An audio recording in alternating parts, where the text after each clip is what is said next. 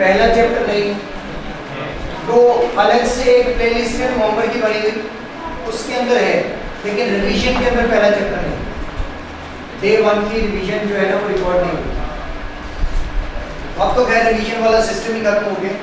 पहले रिवीजन वाला सिस्टम होता था कि सिलेबस एंड करने के बाद 15 दिन की अलग से क्लासेस होती थी जिसमें पूरी QMS दोबारा पढ़ाई जाती थी, और ऐसे ही इकोनॉमिक्स की होती थी 10 दिन की क्लासेस। अब वो खत्म हो गया सिस्टम। अब हमने करने हैं, जैसे मैंने अभी क्वेश्चन बोला कि आपको कोई प्रेजेंट वैल्यू कहते हैं कि नहीं पता भाई प्रेजेंट वैल्यू कितनी है, लेकिन फ्यूचर वैल्यू उस प्रेजेंट वैल्यू का डबल है। Future value double of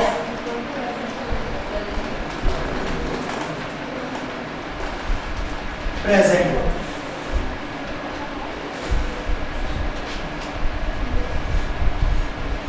rate calculate करना है और टाइम है 2 years। अभी नहीं 8 years। अगर इससे भी हिसाब लगा लेंगे तो 8.5 years। टाइम है जी 8.5 years। और कितना रेट अप्लाई हुआ होगा कि प्रेजेंट वैल्यू जो है वो फ्यूचर उसका डबल हो चुकी है। अब प्रेजेंट वैल्यू मैंने नहीं बताई, फ्यूचर उसका डबल है, रेट आपको कैलकुलेट करना है और टाइम मैंने बता दिया कि 8.5 years। सॉल्व करें।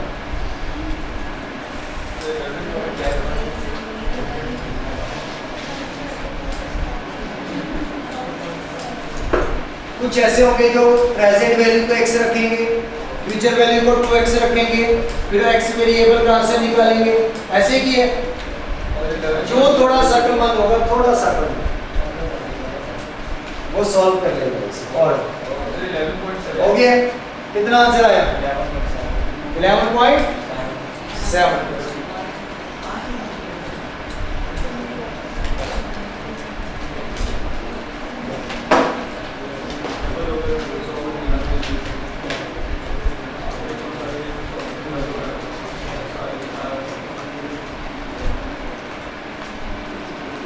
फॉर्मूला क्या जी फ्यूचर वैल्यू का?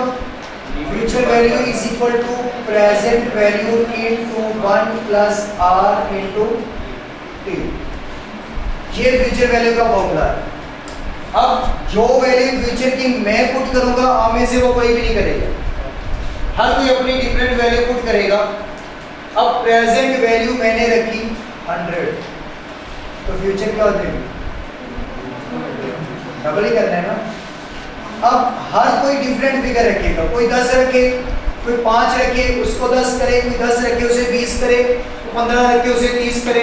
हर वैल्यू जो प्रेजेंट आप अपनी मर्जी की कोई भी सोच सकते हैं, फ्यूचर उसका डबल कर दो। डबल करने के बाद 1 प्लस रेट है वो फाइंड करना है, उसकी जगह x पुट कर दो, इनटू टाइम है 8.5 years। अब इक्वेशन कैलकुलेटर में पुट करें 200 इज इक्वल टू, अब इज इक्वल कैलकुलेटर पे लगाने के लिए आपको अल्फा कैलकुलस का बटन प्रेस करना होगा। 200 अल्फा, टॉप पे आपको लेफ्ट साइड पे बटन नजर आएगा अल्फा, उसके नीचे ही कैलकुलस का बटन है, वो प्रेस करेंगे तो इज इक्वल का निशान आ जाएगा। आगे सबका फिर 100 multiply bracket 1 plus alpha right bracket for x, x के लिए अल्फा राइट ब्रैकेट प्रेस करेंगे x आ जाएगा, फिर इनटू आप लिखेंगे 0.85 मीन्स के 8.5% जो है, या आप 8.5% डायरेक्ट लिख सकते हैं, या आप क्या करेंगे 0.85 ब्रैकेट क्लोज करने के बाद, सॉरी 8.5 इयर्स है, तो आप सिंपली 8.5 लिखें। x इंटू 8.5 कर लिया पुट, ब्रैकेट क्लोज, फिर आप प्रेस करें शिफ्ट और कैलकुलस वाला बटन उसके ऊपर देखेंगे ऑरेंज कलर से लिखा होगा सॉल्व, सॉल्व क्लिक करें, फिर इज इक्वल और इज इक्वल करेंगे तो x वेरिएबल का आंसर आया। क्या 1 पॉइंट मल्टीप्लाई में 100 कर लेना 11.7%।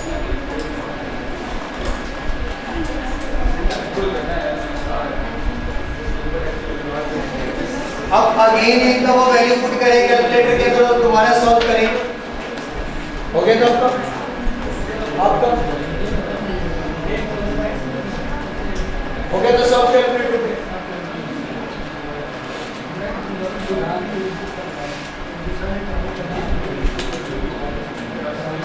400 या 40 रखा था, 40 is equal to 20 into 1 plus 8 नहीं given into 8.5 bracket close shift solve is equal multiply by 100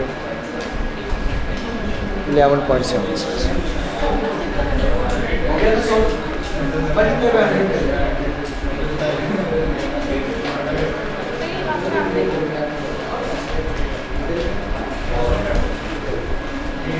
इसके बाद सॉल्व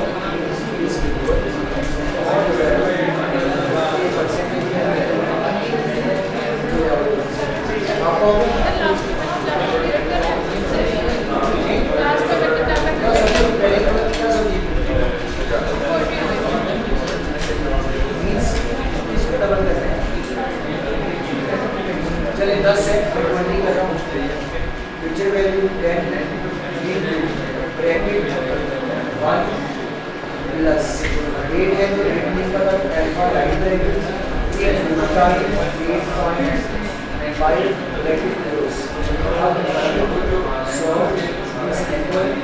आंसर आ गया परसेंटेज चेक कर रहे हैं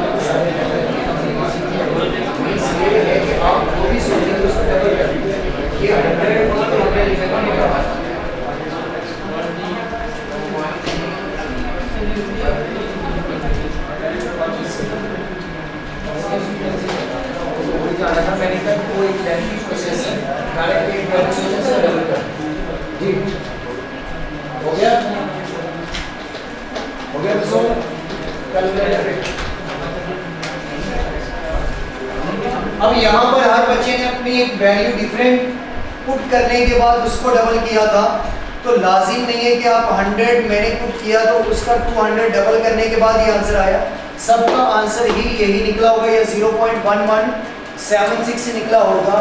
तो आप कोई भी वैल्यू पुट करें, उस प्रेजेंट वैल्यू को डबल ले जाएं और उसके अकॉर्डिंग आप क्वेश्चन सॉल्व कर लें। अगर तो वो ये कहता है कि फ्यूचर वैल्यू डबल है प्रेजेंट वैल्यू का, अगर वो कहते twice the value of present, future value is twice the value of present, इसका मतलब भी यही है कि वो 2 गुना ज्यादा यानी कि डबल है किससे, प्रेजेंट वैल्यू से। अगर thrice times of present value कह दे तो 3 गुना ज्यादा होगी, तो फिर अगर आपने 100 सोचा तो 300, अगर आपने सोचा 10 तो फिर 30। आप कोशिश करें कि जब ऐसा क्वेश्चन आए तो एक स्टैंडर्ड रख लें, या 10 का रख लें या 100 का रख लें। आप एक ही वर्ड सोचेंगे भाई अगर कोई प्रेजेंट वैल्यू मिस करके उसका डबल या ट्रिपल फ्यूचर बताई है तो मैं प्रेजेंट वैल्यू 100 रखूंगा और फ्यूचर 200 रखूंगा अगर डबल है, तो अगर ट्रिपल है तो 300। तो आप 100 के अकॉर्डिंग उसे सॉल्व कर लें। अब इसी क्वेश्चन में ऐसा भी हो सकता था आपको टाइम ना बताया होता, रेट बता देता, तो फिर आप टाइम कैलकुलेट कर देते। तो वेरिएबल कोई भी होता था हम उसकी जगह क्या कर देते, एक्स पुट कर देते। अब इसके बाद अगला सिनेरियो ये है,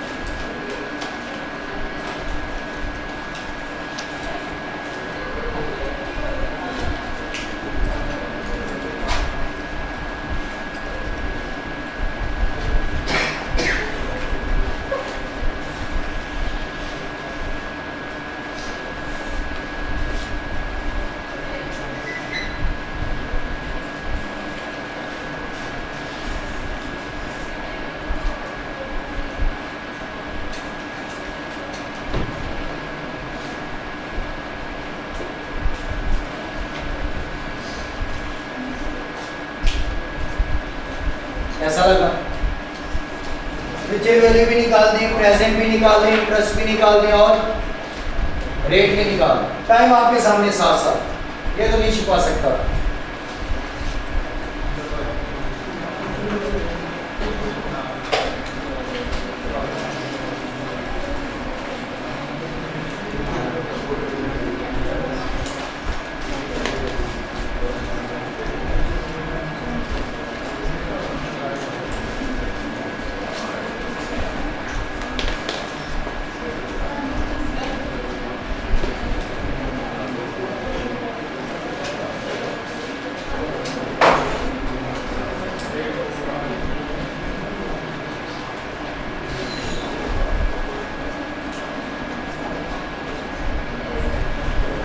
तो निकाल दिया।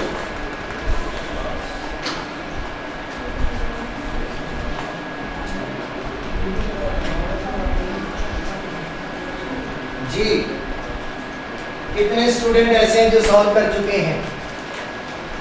कितने टाइम में हो जाना चाहिए?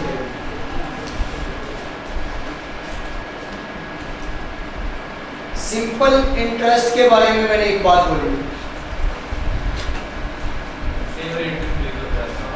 क्या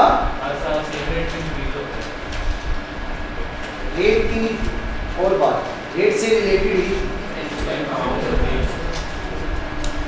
हर साल इंटरेस्ट की अमाउंट हमेशा क्या रहती है, सेम रहती है। अगर ये फ्यूचर वैल्यू तीसरे साल के एंड पे पड़ी है, यानी कि तीसरे साल में अगर ये फ्यूचर वैल्यू है, इसके अंदर कहीं ना कहीं प्रेजेंट वैल्यू भी होगी और इंटरेस्ट भी होगी, दोनों ऐड होने के बाद ये बनी होगी। ऐसे ही अगर ये 5वें साल के एंड पे है तो इसके अंदर भी कोई प्रेजेंट वैल्यू होगी और कोई इंटरेस्ट भी होगा। अब प्रेजेंट वैल्यू दोनों में क्या होगी, सेम। अब मुझे नहीं पता इसके अंदर कितनी है और इसके अंदर कितनी है, और ये भी पता है कि इंटरेस्ट भी तो दोनों का क्या रहेगा, सेम सेम ही ऐड हुआ होगा। लेकिन इसका आंसर ज्यादा इसलिए आया क्योंकि इसमें 2 साल का इंटरेस्ट मजीद ऐड हो चुका होगा। अब फर्क इन दोनों में किस चीज का होगा, इंटरेस्ट के ऐड होने का, क्योंकि प्रिंसिपल अमाउंट तो सेम ही है। तो फर्क दोनों में किसका है? इंटरेस्ट का। मैंने कहा अगर ये 1300 तक पहुंचा है 1200 से, तो 100 का गैप है, तो ये कितने साल के बाद पहुंचा? 1 और 2, तो 2 साल के बाद, मीन्स हर साल का इंटरेस्ट ऐड होता गया होगा, तो ये यहाँ तक पहुंचा। तो यहाँ पर फिर कितना हुआ होगा? और यहाँ पर तो फ्यूचर वैल्यू कितनी? 14। Present value